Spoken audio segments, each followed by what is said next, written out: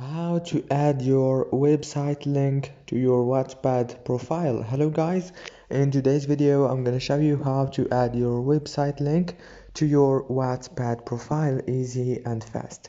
So first thing, go to Wattpad and then go to the top corner and click on your profile picture here, and now go to the top corner again right here and click on it.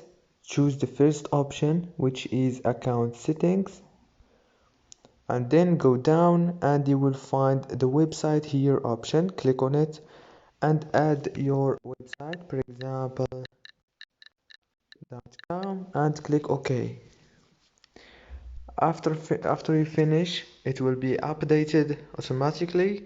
So don't forget to like and subscribe, and thank you so much for watching this video until the end. See you later.